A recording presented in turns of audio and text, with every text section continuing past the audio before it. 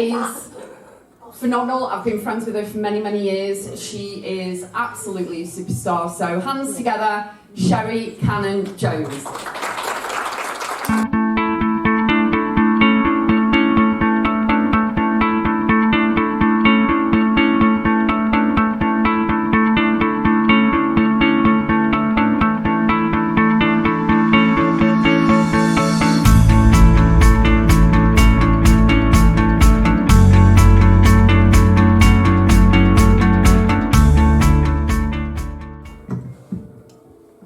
Okay, thank you very much, everybody. Before I start, I just wanted to really thank Rebecca for putting on this amazing event. I've known Rebecca for, it has to be 4 or 5 years. An incredible woman. That's why we're here. We know that. And I just wanted to say thank you, Rebecca, for everything you've given me in life. Thank you for putting this event on. We love you. You have the biggest heart ever, and it truly is an honour to be here. So could you please give a massive round of applause to Rebecca for So an amazing couple of days. I've seen the itinerary, and it's a real honour and a pleasure to kick it off. I am slightly nervous, and it's a very different presentation than it would have been 2 years ago, or 3 years ago in 2020, because life has changed incredibly for me since then. But I do hope that you get value from what I share with you today, and you take away something that can help you, just make the best of your life and live a life of joy. You will see my business is soul-centered joy when I'm coaching. I'm not coaching at the moment, and I'll come on to that as I talk with you. But I do believe from the essence that we are here to live a life of joy. We are here to live a life that ignites our soul, that allows us to see the beauty in everything and every day. And that really evolved over a period of time over the last few years. And so I really just want to share that journey with you, and how it got me to this point of setting up a coaching business, which I loved doing, but as I say, I'm not doing it right now, and I will come to that. So I just want to go back to the very beginning. Apologies for the photos, I haven't really blown up very well, but when you are born, I believe you are born with everything that you need to live a life of joy. You are given everything within you that will help you to fulfill your potential. And as children, we have no boundaries, our imaginations are limitless, we are unstoppable. And somewhere along the line of life, we lose that. As children, you sit with a group of children, and you're in awe of their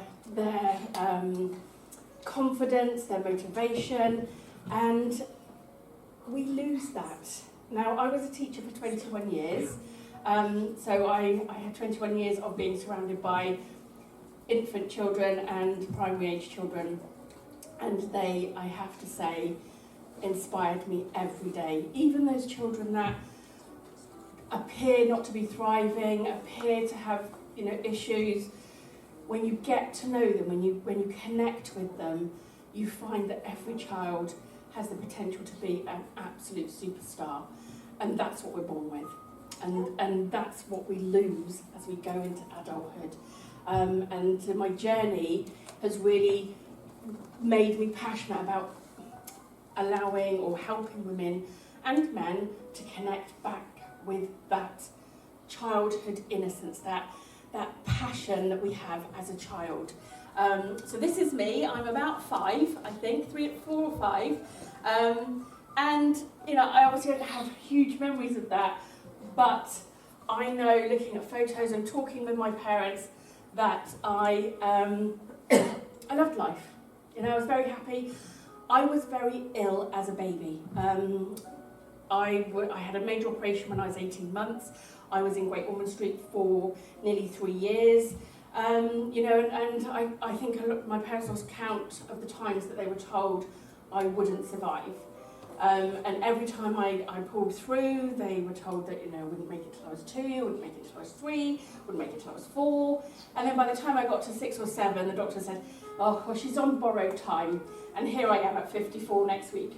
So, you know, I'm kind of pleased with that. And so I had a great childhood. I remember it being just very settled.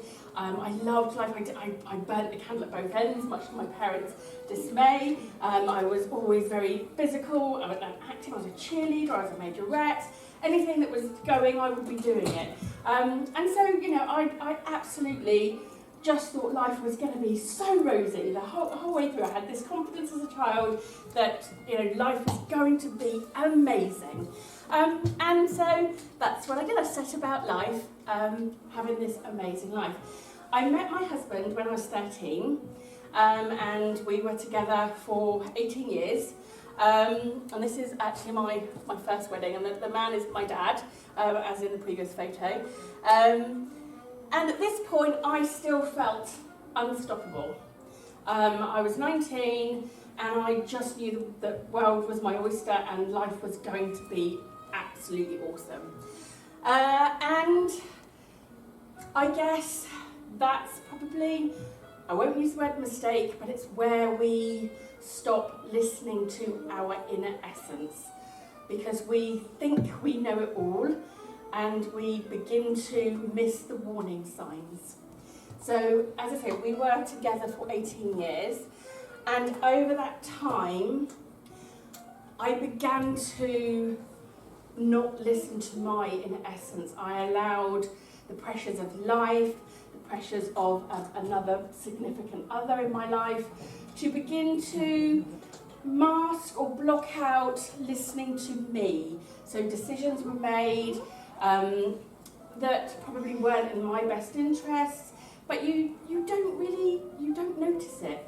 You know, you carry on with life, and there's good times, there's bad times, but you miss the warning signs. You miss those little markers that say, you're not listening to you, you're not making the decisions that are right for you. And you know, you just keep going, and that's what I did. You know, when that marriage failed, I was devastated. I didn't see it coming. I hadn't realised actually how I had lost myself. And for me, one of the things that my mum said to me when that marriage failed, and I was actually talking with my little boy, and he had said something, and it made me belly laugh. I was literally laughing so much. And when I went into the kitchen, my mum was crying. And I said, what's the matter? And I'm trying to get upset. She said, we haven't heard you laugh like that in years.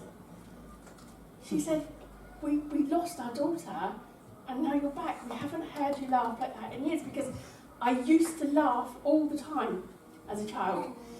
So for me, I was like, wow. And it hit me, because I thought, that's what we do.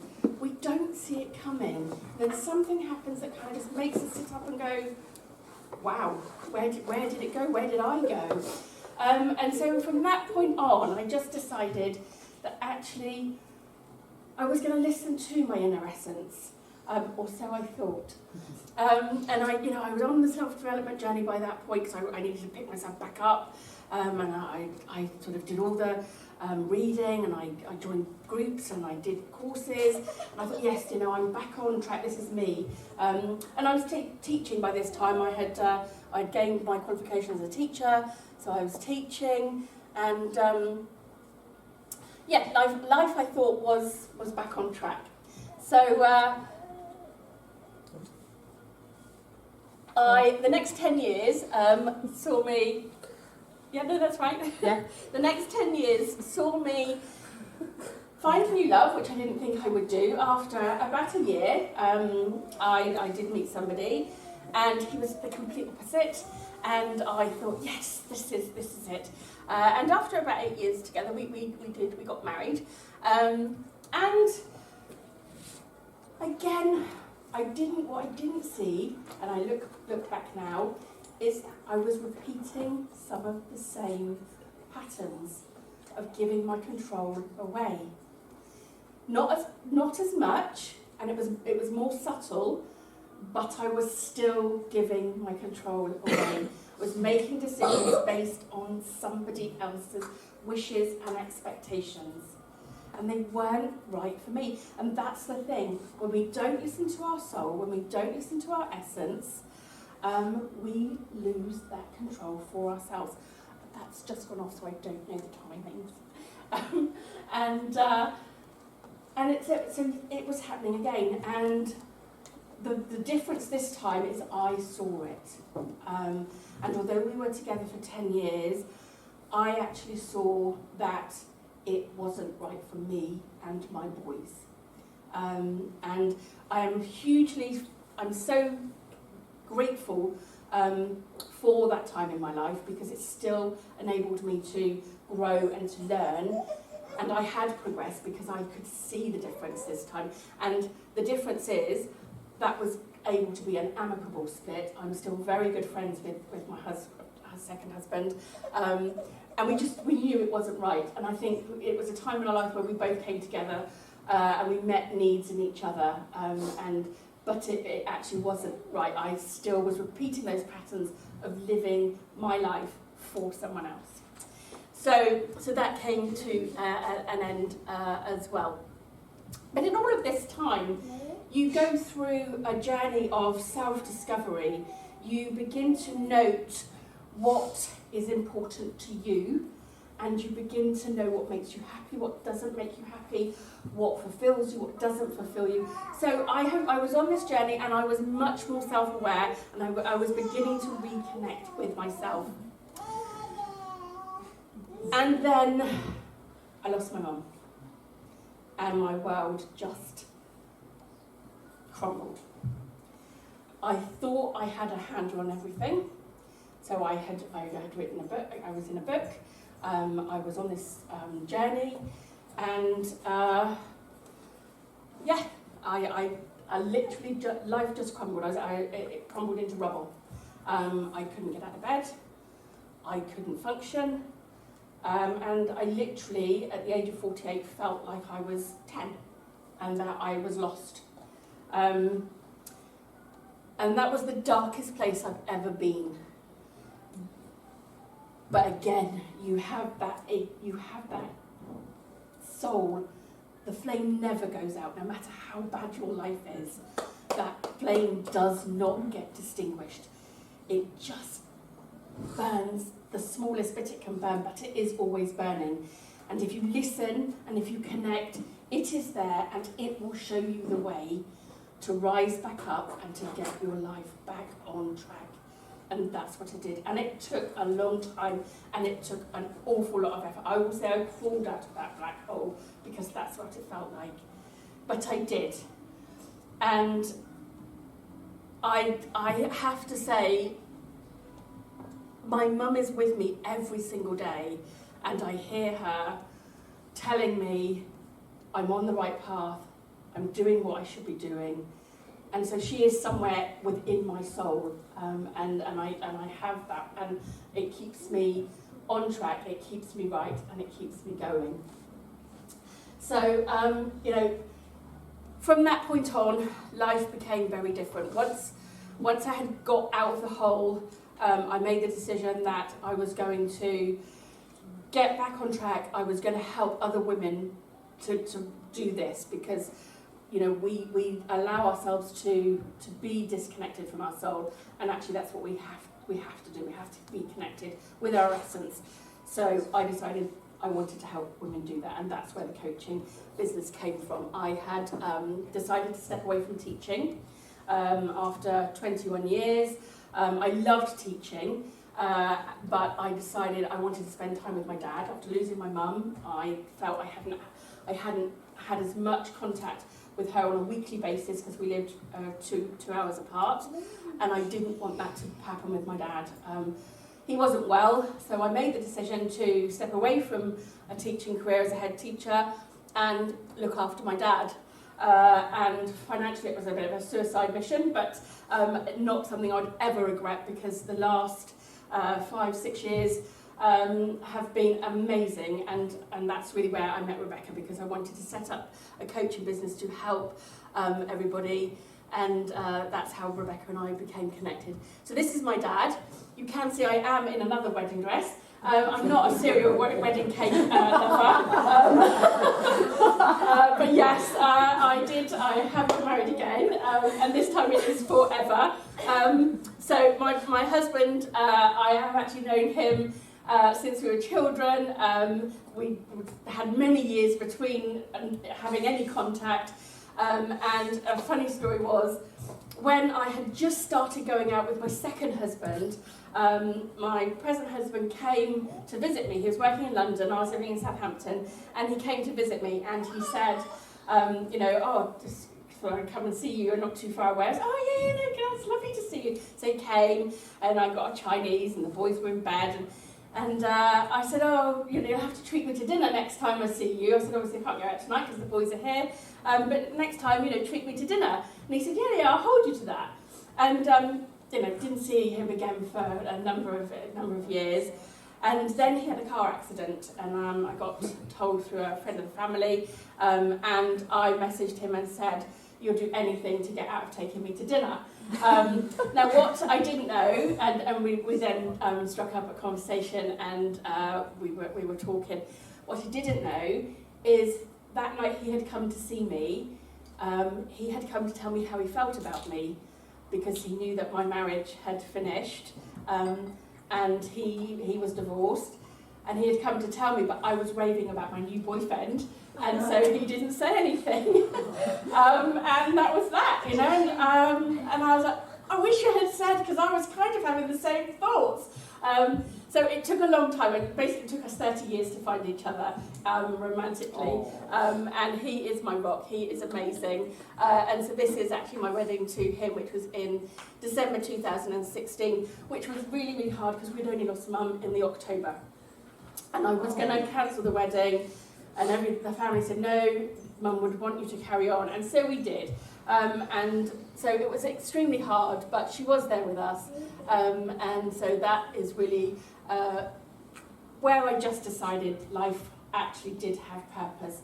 I was marrying a guy who is just amazing. I was living with my dad was living with us. I had made the decision that I was going to be caring for him and being with him and just living a life that filled me with joy. So that's really where we were at with that. And then this is me as I launched my coaching business, and I loved it.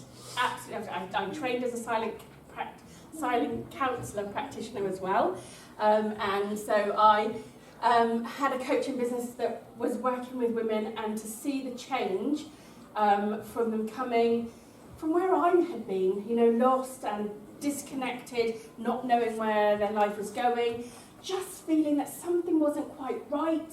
Life wasn't necessarily terrible, they just felt a bit numb, they felt a bit unfulfilled, and they just wanted to find a direction, a purpose.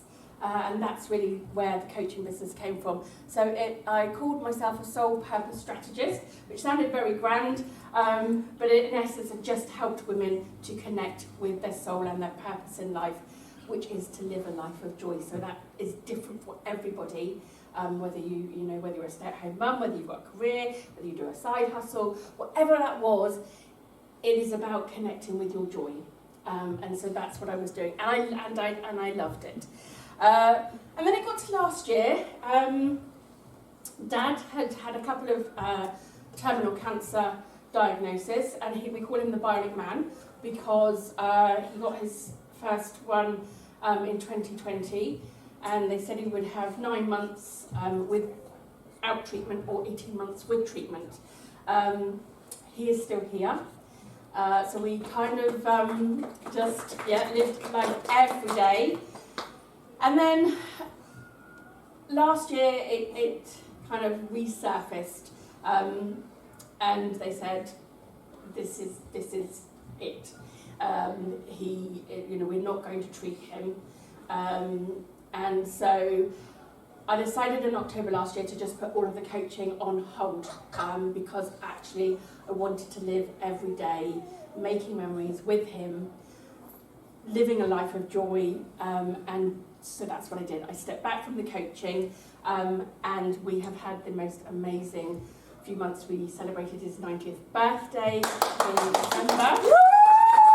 We had an amazing party, and it's been absolutely phenomenal. It's really hard knowing what's coming. It's really hard not knowing when it's coming, but seeing that gradual decline. But it is, I give gratitude every day. Gratitude is something so powerful. Start your day with gratitude, and on those days where you cannot find any, just be grateful for opening your eyes and taking another breath. Yeah. As simple as that, gratitude is what keeps us going. I do have a deep faith. I do have a faith in God, and I talk to God every day. Whether you have a faith in God, in the universe, in a higher power, whatever you have a belief in, give gratitude to that belief, because that's what keeps you going.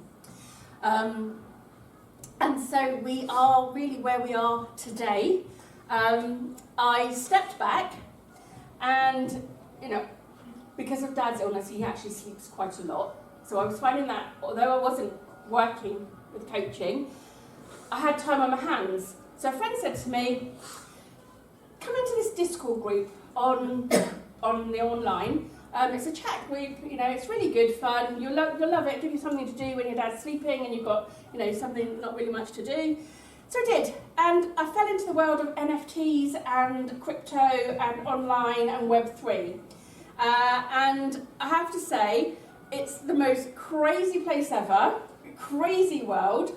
At 53, nearly 54, I never imagined that I would be in that space. I got approached by a company called the Altitude Club to lead a platform for women in Web3 called the Altitude Angels. And so I do that. My caveat here is, life is always unexpected. So you need to be prepared for the unexpected. So the reason this slide is in there is because I am doing this, but actually just last week, the founder of the project just disappeared.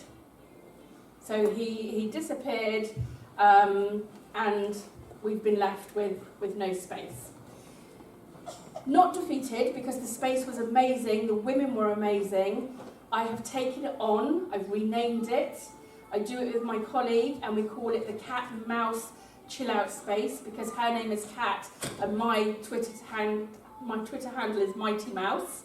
And we've been doing this for 4 weeks now, and it doesn't matter that this is not there. Our mission is the same, and I wouldn't have been able to be so adaptable had I not gone through this journey of life.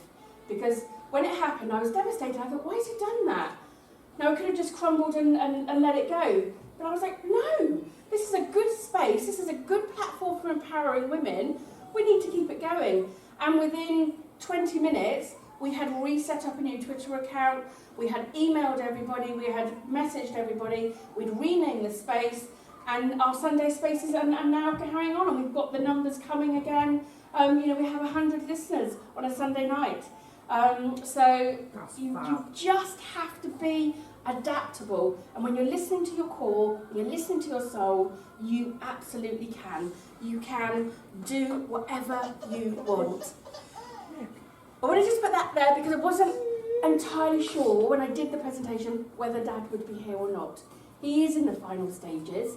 So this was kind of here if he wasn't going to be. He is, so I'm super, super grateful. It's been really hard to leave him for 3 days, but he's in good hands with my sister. But this is my dad. He is the person that has loved me unconditionally my whole life. I am going to miss him so much, but just like my mum, he is with me, and I wanted him to be here today, because this is us. This is what we're like. And so, yeah, next one. This is what I want to leave you with. Oh, Sorry. no, back. Double clicked it. Our lives are made up of chapters. And some are good, some are not so good. But life keeps moving. And where you are right now is just the next chapter. And you have the power within you to write the next chapter that comes after this one. So never give up. Listen to your soul, listen to your essence, and be prepared to say yes to opportunities. Say yes to what comes your way, but listen to your soul, because it will guide you to say yes or no. Because some opportunities are a no, and you need to be able to say, no, that's not for me, thank you. That decision is not right for me, thank you. I'm just going to leave you with my last slide, which is my Facebook group. And really it's just called The Contented Woman. And it's because that for me is what life should be. Sorry, Steve, I say woman, but for anybody, men and women. I'll wear a dress at the Yeah, weekends. it's about being content. And content is reawakening that essence inside of you, reigniting your soul so it burns with passion for life, and rejoicing in a life of joy. And so I just wanted to leave you with 3 things. Be flexible, be open, and just be content. Give gratitude and be content. Look for the beauty in the everyday, in the flowers, in the trees, in the birds, in a plate of food that you've cooked. Be mindful, live a mindfulness life where you actually connect with everything around you. So I just want to say thank you so much, Rebecca. I hope you've got something from